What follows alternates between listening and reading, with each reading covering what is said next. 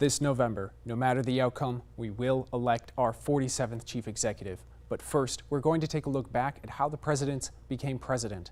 This is your countdown to 47. We now arrive at the great emancipator, Abraham Lincoln. Prior to becoming the 16th president, Lincoln grew up on the American frontier. His parents would foster in him a compassion and concern for others. The issue of slavery particularly bothered him. His childhood friends said he would engage in debates with other children about it. It was no surprise that Lincoln would later turn to politics.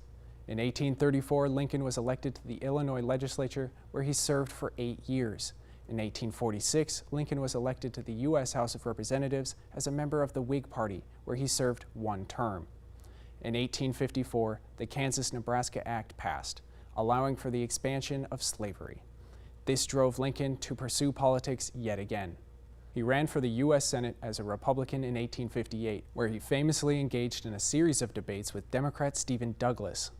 While Lincoln lost the election, these debates would be published, propelling Lincoln to national recognition. In 1860, this recognition won him the Republican nomination for president. The election of 1860 saw 4 prominent candidates, including former debate rival Stephen Douglas. Lincoln won an electoral majority, but had less than 40% of the popular vote. Lincoln was set to become the 16th president of the United States. But the states were not united for long. After decades of building tensions between the North and South on the issue of slavery, South Carolina seceded from the Union following Lincoln's election. More states followed, eventually forming the Confederate States of America.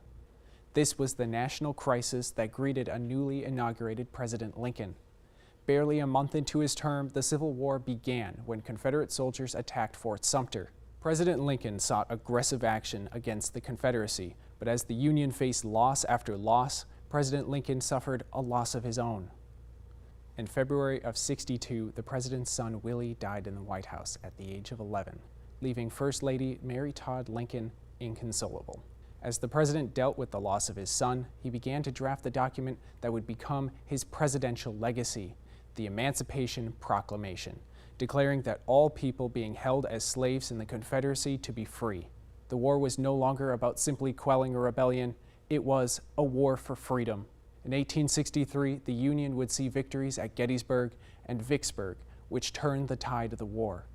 At the dedication of the Gettysburg Cemetery later that year, Lincoln would deliver his famous Gettysburg Address, where he redefined the Civil War as the fight for the liberties that the nation was founded upon. As General Ulysses S. Grant won victory after victory for the Union, the great emancipator ran for re-election in 1864. This time around, Tennessee Democrat Andrew Johnson was chosen as Lincoln's running mate to form a national Union ticket. The 11 Confederate states did not participate in the election, which led to a landslide victory against former Union General George McClellan. In January of 1865, Congress passed a constitutional amendment to abolish slavery, which President Lincoln signed. It was ratified as the 13th Amendment later that year. 3 months after that, the Confederate Army surrendered at Appomattox Courthouse, officially bringing an end to the Civil War. 5 days after the end of the war, President Lincoln, his wife, along with Major Henry Rathbone and his fiancée, attended the play Our American Cousin at Ford's Theater in Washington, D.C.